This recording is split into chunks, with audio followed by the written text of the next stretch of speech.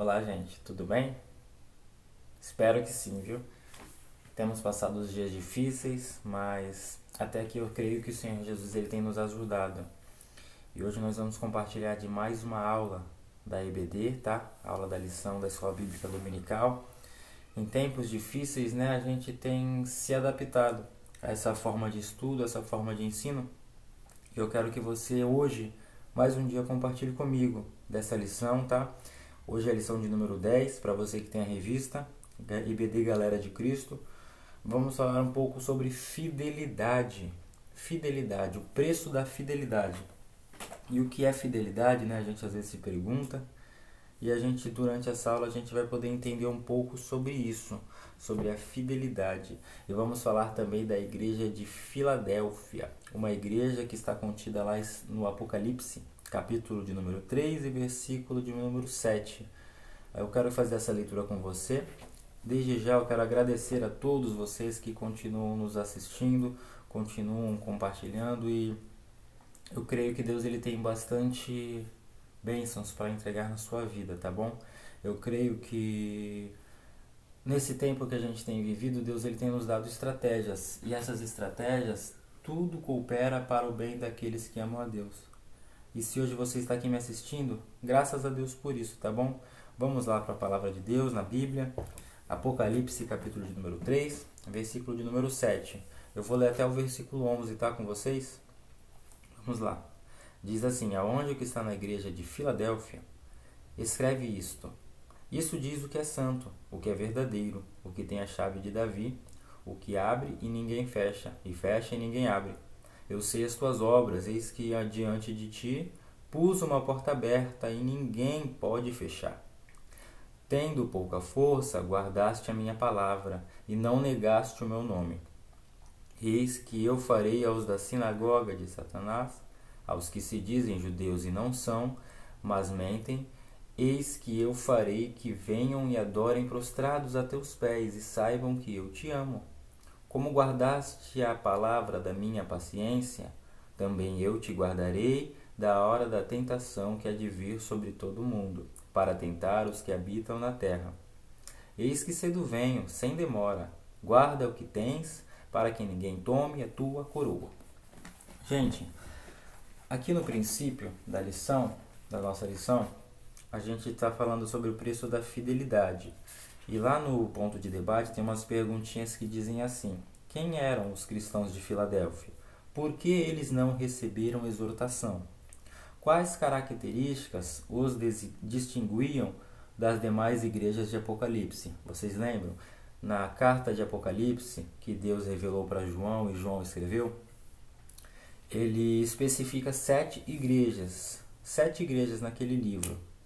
E hoje a gente está falando sobre a igreja de Filadélfia. A gente falou um pouco há umas semanas atrás sobre a igreja de Esmirna também. Então são 7 igrejas, tá bom? Qual a relação podemos estabelecer entre Filadélfia e a nossa vida nos dias atuais? A lição começa, tópico 1, falando sobre aviso. A gente vai ver também no tópico 2 sobre um consolo. E para finalizar, a gente vai falar sobre promessa.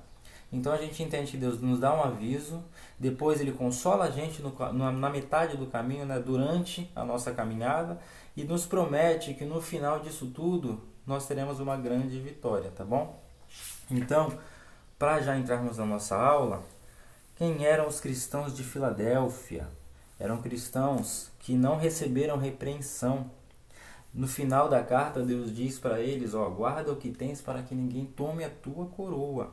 Que coisa maravilhosa! Então, Deus entendia que naqueles cristãos da igreja de Filadélfia, podia encontrar fidelidade neles, a ponto de não exortá-los, a ponto de não repreendê-los, mas sim compará-los ao aspecto de Cristo, quando viveu conosco, e ao aspecto de Cristo, que é o nosso Deus.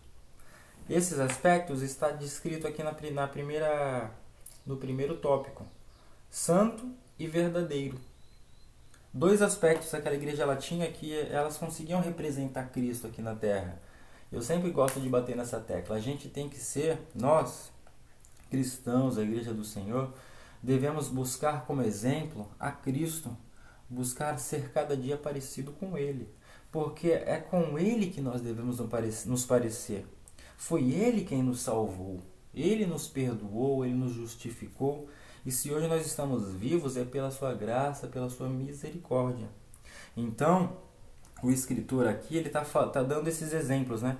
Que a igreja de Filadélfia era uma igreja santa e uma igreja verdadeira. Por que ela era santa? Vamos lá. Santo é uma das palavras usadas por João para descrever o Filho de Deus na igreja de Filadélfia. Essa palavra foi traduzida do grego ágios e significa puro, separado, irrepreensível, digno de adoração e de reverência. Esse atributo é encontrado tanto no Jesus divino quanto no Messias terreno, tanto nele celeste, glorificado, no seu corpo santo, no seu corpo puro, no seu corpo transformado, glorificado, no seu corpo invisível, quanto quando ele estava aqui na terra, quando ele era o Messias, que veio para salvar a humanidade, restaurar aquilo que se havia perdido, reconciliar o homem com Deus, justificar o homem através do seu sacrifício na cruz, do seu sangue, pela graça dele.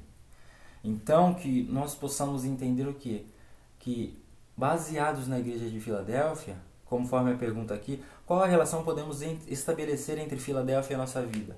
Qual é essa relação? Eu tenho que estabelecer uma relação de santidade. A mesma santidade que a gente via no Cristo, no Deus Todo-Poderoso, naquela igreja de Filadélfia, a gente também deve ser santos como eles foram santos. Sede santos porque eu sou santo, é o que diz a Bíblia. Então, gente, vamos abrir os nossos olhos e vamos começar a entender que Deus ele tem um caminho perfeito para que a gente ande verdadeiramente uma vida santa, uma vida plena, uma vida pura, né? Onde as pessoas ao nos olharem, as pessoas ao nos verem, elas reconheçam a gente como filhos de Deus, elas reconheçam Cristo em nós. Esse é o motivo da nossa vida. Segundo aspecto que aquela igreja tinha, que era semelhante ao Cristo, era que ela era uma igreja verdadeira. Verdadeira por quê? Vamos lá. A segunda palavra usada por João para referir-se a Cristo é aletinos, ou seja, verdadeiro. Aletinos está no grego. Essa palavra grega carrega dois sentidos. O primeiro aponta para aquilo que é real, concreta. O segundo sentido diz respeito ao que está em conformidade com o Evangelho, com o cumprimento de suas promessas. Aquilo que é concreto, né? Será que somos pessoas verdadeiras? Será que nós conseguimos expressar totalmente a verdade? Somos pessoas transparentes? Que quando os outros, os nossos irmãos, os nossos próximos, aqueles que estão ao nosso redor ou derredor, eles nos olhem, eles possam ver na gente pessoas verdadeiras, que têm o caráter de Cristo, né? Que se é sim, sim, é sim, sim. Se é não, não, é não, não. Entendeu? Tem pessoas precisas, né? Concretas, de palavra, de atitude, ó. É isso, é isso, é isso. Não é com meias palavras, né? É realmente com verdade que a gente vive. Se eu não for verdadeiro, né? Se eu não for verdadeiro, como que as pessoas vão acreditar em mim? Ou no evangelho que eu prego? Na palavra de Deus que eu pratico, né? Como que eu posso falar que eu sou verdadeiro se eu vivo mentindo? Se eu minto aqui, se eu minto ali, se eu sou duas caras, né? Se às vezes eu faço o que é errado, mas eu faço o que é certo ao mesmo tempo, as pessoas vão olhar para mim e falar assim, nossa, isso é uma pessoa que duas caras, não é verdadeiro, é mentiroso. Vive falando coisas que não cumpre, prega uma coisa, mas vive outra. Né? Diz que é uma coisa, mas na verdade faz outra, ou hipócrita, né? Então que a gente possa a cada dia chegar-nos à verdade de Cristo e viver uma vida plena diante de Deus. O apóstolo Paulo ele diz assim em uma de suas cartas: nada podemos contra a verdade, senão pela verdade. Então que sejamos o mais verdadeiro possíveis, para que sejamos o que? Parecidos com Cristo, para que não haja sobre a nossa vida repreensão, porque nós andamos em santidade e em verdade. Amém? Mais uma parte da nossa lição, segundo tópico. Eu não quero parecer que eu estou correndo, mas eu quero que você entenda o sentido dessa aula de hoje, sobre a fidelidade. E a igreja de Filadélfia é uma igreja fiel. E nós somos uma igreja fiel. Nós temos fidelidade ao nosso Cristo. E apresentando essa fidelidade, nós somos santos, nós somos verdadeiros, tá bom? Agora ele fala sobre um consolo. Que consolo é esse? A trabalhadora igreja de Filadélfia era uma igreja que amava uns aos outros, praticava o que as boas obras, praticava aquilo que Jesus Cristo nos ensinou. Então, ela foi desenvolvida o que? Na palavra, na doutrina dos apóstolos. E ela tinha uma porta aberta. Tópico 2.1 diz assim: na carta a Filadélfia, João cita um grupo chamado Sinagoga de Satanás, composto por falsos judeus, que tentava impedir o avanço da igreja naquela localidade. Eles procuravam fechar a porta da evangelização na cidade e encerrar as atividades cristãs em Filadélfia. Significava fechar o acesso à mensagem da salvação. Contudo, ninguém pode fechar a porta aberta por Cristo. Mesmo diante de uma igreja fragilizada pelos constantes adversidades, é como a gente vê nos dias atuais. Mesmo diante de tantas adversidades que parece que a igreja está paralisada, fragilizada, a gente sabe que tem um povo que continua de joelhos, um povo que continua adorando, seja em casa, seja no seu trabalho, seja onde estiver. Se muitas das vezes não pode estar no templo cultuando a Deus, está com a sua mente ligada ao Cristo e está fazendo o seu culto, prestando o seu culto. Essa igreja, as portas do inferno ela não podem prevalecer. E quando a gente entende que nós somos essa igreja verdadeira, santa, pura, verdadeira, Deus ele abre uma porta. Todos aqueles que tentam nos atingir, nos destruir através de falsas doutrinas, de acusações, de perseguições, Deus ele diz que vai exterminar, vai acabar com isso para que o seu evangelho ele possa ser anunciado. E o que é o evangelho? São as boas novas. E que boas novas são essas? São notícias novas, notícias de salvação, que Jesus Cristo ele pode salvar o homem do pecado, da justiça e do juízo. Jesus Cristo ele pode salvar o homem, o ser humano.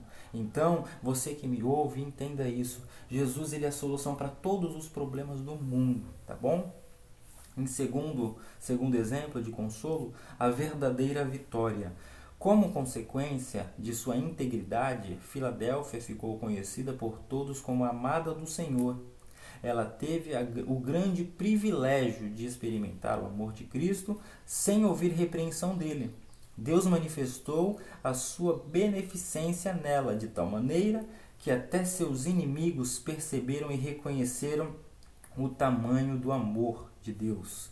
O Senhor deseja relacionar-se com todos nós. Agora não é só com aquela igreja de Filadélfia, é com a nossa igreja no dia atual. Ele deseja se relacionar com cada um de nós, para que todos nós possamos entender quem Ele é, a sua presença e sejamos reconciliados por Cristo com Deus. Essa é a nossa verdadeira vitória.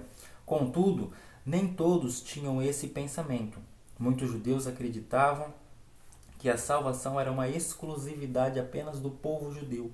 Mas Deus ele entregou o seu Filho amado a este mundo para salvar toda a humanidade, como diz lá no Evangelho de João, capítulo 3, versículo 16. Então, que nós entendamos que nós, como igreja, não somente os judeus, mas toda a igreja que está ao redor deste mundo, somos privilegiados porque nós conhecemos o Cristo. Nós não conhecemos Ele só de ouvir falar, mas nós sentimos a sua presença. Nós podemos não ter visto, mas pelo nosso entendimento, os olhos da nossa fé aguçados, a gente entende que nós vimos o Cristo, o Filho de Deus Todo-Poderoso, que veio salvar a humanidade. Amém? E para finalizar, ele nos dá uma promessa. E que promessa é essa?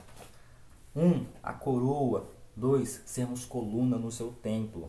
Nós somos o templo de Deus, seremos coluna na cidade santa. E receberemos uma coroa que é um galardão. Que galardão é esse? Grande intimidade com Ele. Grande intimidade, essa é a nossa recompensa.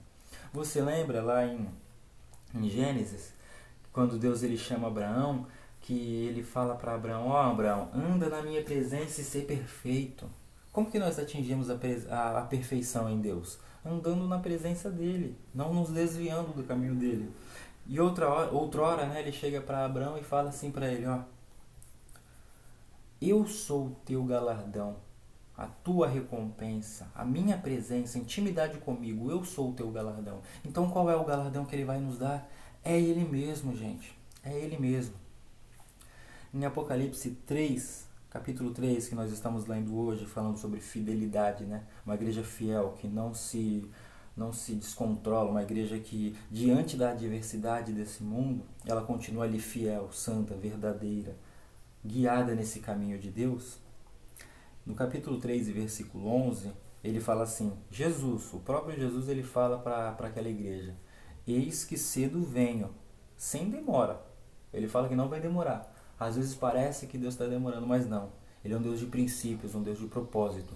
Tudo vai acontecer conforme o cronograma de Deus, conforme o propósito de Deus. Tudo tem um tempo. Você vê que os sinais estão acontecendo aí. Esse cenário que a gente vê é um cenário propício para o anticristo, o cenário da nova ordem mundial. Mas Jesus, ele já nos preveniu na sua palavra que tudo isso aconteceria e que nós estamos guardados nele. Então, nesse cenário profético, nesses sinais que a gente está vendo do fim, que você possa entender que você, igreja de Deus, você, ser humano, está sendo guardado por ele para aquele grande dia. Então ele fala, eis que venho sem demora. Guarda o que tens para que ninguém tome a tua coroa. E que coroa é essa? É a presença de Deus na sua vida. Guarda o que você tem, que é a presença de Deus. Guarda isso. Guarda isso com amor, com carinho, escondido no seu coração. Davi, ele fala, a tua palavra escondi no meu coração para não pecar contra ti, Senhor. Então, que você possa esconder a presença de Deus e mostrar ao mundo inteiro que você é santo, que você é verdadeiro e que você professa a fé no Cristo, Filho de Deus, aquele que te salvou. E para finalizar, ele faz que você seja uma coluna naquele grande dia. Ele diz assim, além de entregar uma coroa como prêmio de fidelidade, o Senhor também prometeu aos irmãos de Filadélfia que faria de cada um deles uma coluna do seu templo na cidade celeste. Abre a Bíblia aí, por favor. Se você não tiver, acompanha comigo. Apocalipse capítulo 3, versículo 12. A quem vencer, eu o farei coluna no templo do meu Deus. Que coisa maravilhosa. E quem é o templo de Deus? Somos nós.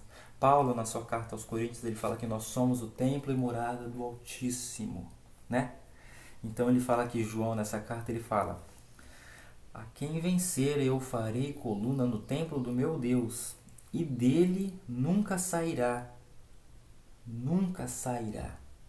E ele vai colocar sobre nós um novo nome, né? O novo nome que nós teremos, o nome da cidade do grande Deus, o nome de Jesus sobre nós. Que coisa maravilhosa. Então, tudo isso é para nós analisarmos e pensarmos.